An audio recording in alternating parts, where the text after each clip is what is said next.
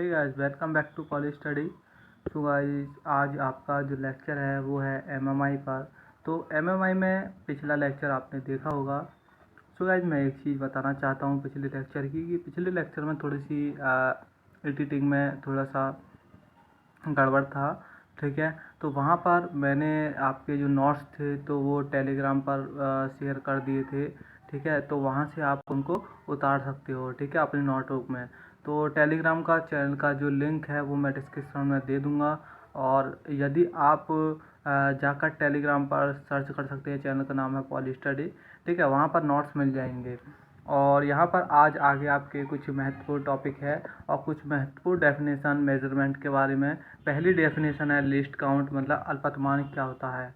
ठीक है, तो मापन क्रियाओं में किसी मापन यंत्र द्वारा, जैसे कि एग्जाम्पल वर्नियर कैलिपर हो गया या कोई भी एवरीवन कोई सा भी हो सकता है। ठीक है, तो नापा जा सकने वाले न्यूनतम मान, मतलब जो मिनिमम वैल्यू होती है उसको अल्पतमांक कहते हैं। ठीक है, उसके द्वारा जितना भी मिनिमम वैल्यू नापा जाता है, ठीक है, तो उसको ही हम अल्पतमांक मतलब लिस्ट काउंट बोलते हैं।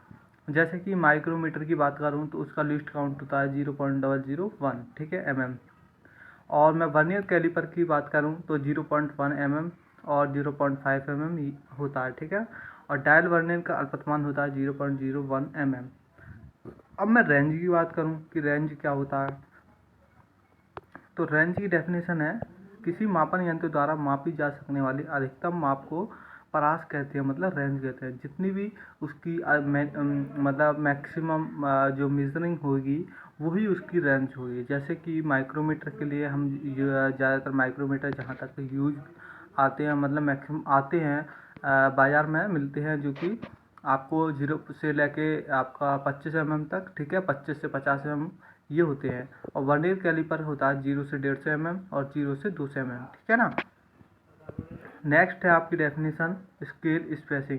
तो किसी मापन यंत्र के स्केल पर दो एडजेसेंट डिविजन्स के मध्य दूरी को स्केल स्पेसिंग कहते हैं। ठीक है, तो यहाँ पर कहने का मतलब ये है, आपका कोई भी मापन यंत्र होगा उसका जो स्केल बना होता है उस पर दो एडजेसेंट डिविजन्स होते हैं, उनकी जो मध्य दूरी होती है उसको हम क्या बोलते हैं, स्केल स्पेसिंग बोलते हैं। नेक्स्ट है रिपीटेबिलिटी। ठीक है, किसी मापन यंत्र का वह गुण जिसके कारण यदि कंपोनेंट के किसी सिंगल पैरामीटर एक ही निरीक्षक द्वारा भिन्न भिन्न समय पर मापा जाए, ठीक है, उसको हम रिपीटेबिलिटी कहते हैं, मतलब रिपीट करना।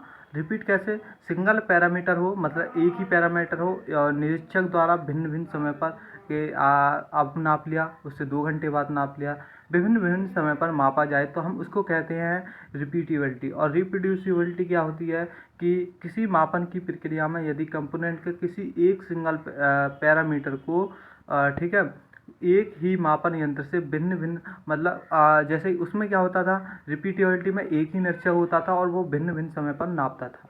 लेकिन इसमें क्या होगा, एक ही मापन यंत्र होगा और बहुत सारे निरीक्षक आएंगे, भिन्न भिन्न निरीक्षक द्वारा नापा जाएगा। ठीक है ना, वहाँ पर एक होता था, इसमें अनेक मतलब इंस्पेक्टर होते हैं। ठीक है ना, ऐसा समझो आप।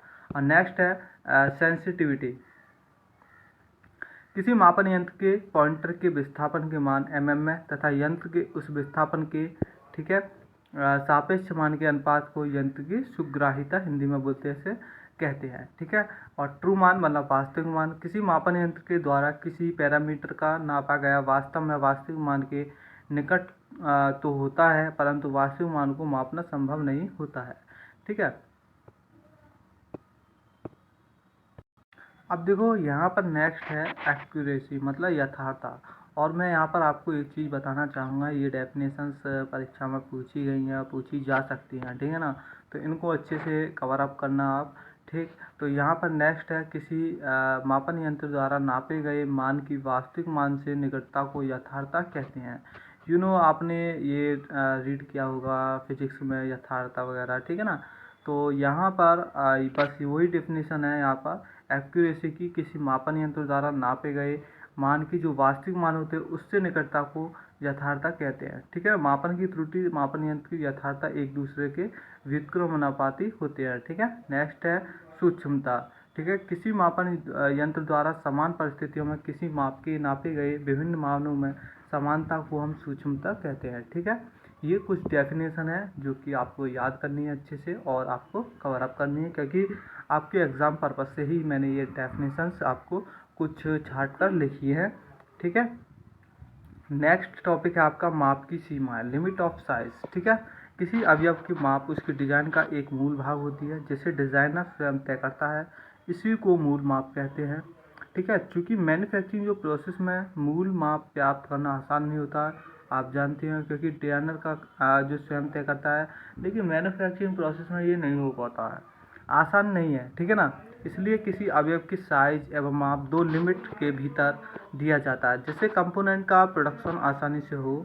सबसे मैक्सिमम वैल्यू को हम क्या बोलते हैं, मैक्सिमम लिमिट बोल देते हैं, और मिनिमम वैल्यू को मिनिमम लिमिट कहते हैं। ठीक है, कि ये आपकी कोई भी कंपोनेंट है उसकी दो लिमिट हो गई हैं।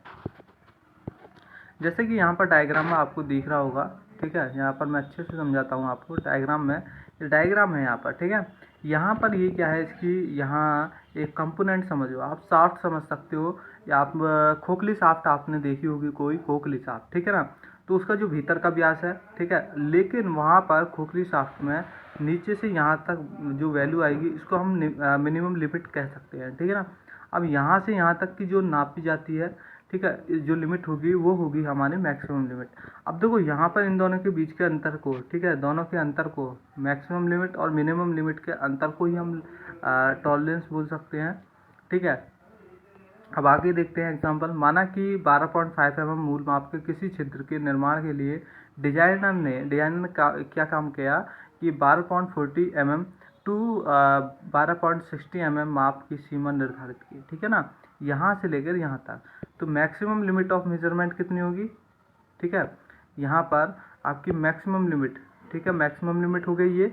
ठीक है, अब मिनिमम लिमिट कितनी होगी, मिनिमम उसने दिया ये 12.40। ठीक है, अब यहाँ पर दोनों में डिफरेंस निकालते हैं, तो दोनों में डिफरेंस करेंगे 12.60 माइनस 12.40। ठीक है, यहाँ पर ये आएगा आपका। ठीक, अब आगे देखो यहाँ पर क्या करना है, ये आपकी आ चुकी है डिफरेंस इन दोनों के बीच में। ठीक है, सो गाइस, तो आज के लिए इतना ही काफ़ी है। ठीक है ना, तो ज़्यादा से ज़्यादा वीडियो को शेयर करें और मिलते हैं नेक्स्ट वीडियो में। ठीक, और सो गाइस यहाँ पर बस मैं एक चीज़ और बताना चाहता हूँ कि एक चीज़ ये है कि आपको हमारे नोट्स कहाँ मिलेंगे, दोबारा बता रहा हूँ मैं, आपको हमारे नोट्स टेलीग्राम पर मिलेंगे। पॉली स्टडी सर्च करना है, वहाँ पर आप जाना, चैनल को ज्वाइन करना। ज्वाइन करने के बाद आपको सभी चीज़ मिल जाएंगे वहाँ पर। ठीक है, क्योंकि पिछली जो वीडियो थी एमएमआई की, उसमें जो पहला लेक्चर था थोड़ा उसमें गड़बड़ थी, वीडियो सही से नहीं थी, आवाज़ पहले आ रही थी और वहाँ पर जो पेज था एज इट इज़ था। तो मैंने वो सभी नोट्स टेलीग्राम पर गिर दिए हैं, और वहाँ पर उस वीडियो को सुनते जाना, और जो नोट्स हैं, ठीक है, पहले उन्हें लिख लेना नोटबुक में, लिखने के बाद उन्हें समझते रहना, और उस आवाज़ में मैंने जो बोली है उसको सुनते जाना। ठीक है ना, अच्छे समझ में आएंगे आपको। ठीक है ना, क्योंकि मैंने उसमें समझाया है काफ़ी, और इस वीडियो में मैंने आपको एक एक टॉपिक, एक एक डेफिनेशन अच्छे से समझाई है।